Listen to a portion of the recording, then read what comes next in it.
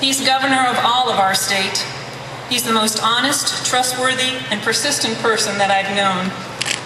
He recognizes our challenges, he cares deeply about our Maine, and he's done so much to improve the lives of all of our Maine families.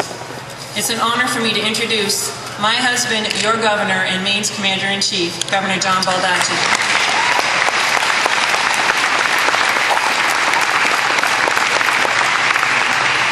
You know, ladies and gentlemen, this convention is not about the past, it's about the future. And it's about making sure that the world realizes that the United States of America is the greatest country in the world and will begin to demonstrate after the elections in November best practices to be practiced here and around the world.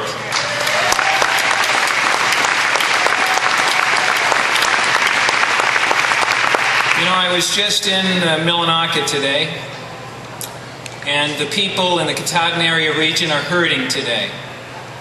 They received news that their paper mill is going to be closed down, hopefully for just a while. It's 100% heated with oil.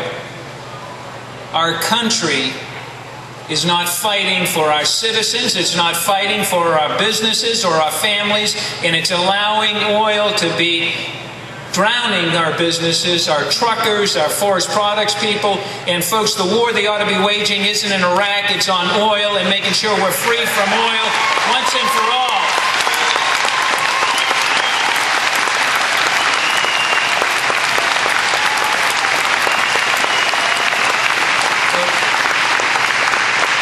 Folks, we got to say enough. We got to say enough. It's hurting everybody. It's hurting those who can least afford it, our senior citizens on low-income heating assistance, our people who are working in jobs and barely making ends meet.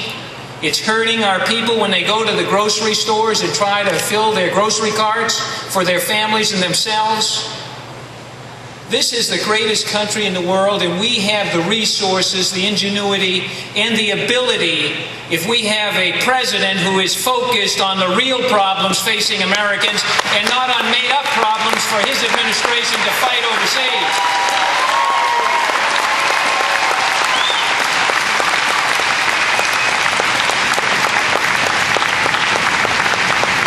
Ladies and gentlemen, when I left Washington, the budget was balanced, the surplus was as far as the eye could see, and the world community had respect for the United States of America. Today, we've had large tax cuts for the very wealthy. We've had crumbs for the very poor. We have had no respect in our dealings on international front wherever we happen to go.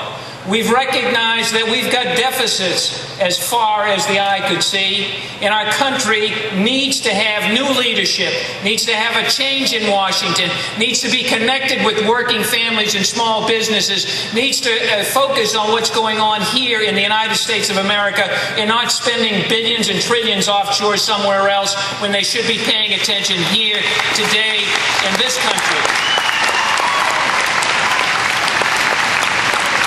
Sorry, folks, I'm just angry about it. I'm angry about it.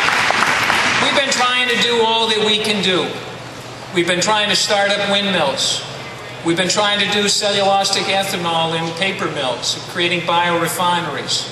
We're working on energy efficiency in all building standards throughout our state. We're working on solar programs. Folks, we're working on tidal programs. We're working on everything except for oil. And I told somebody, I said, the only oil I want to burn is olive oil. I don't ever want to see any more oil anymore. And I think our country needs to focus on that. And that's what will happen with the national administration. We've allowed this country to be mismanaged for the last 8 years.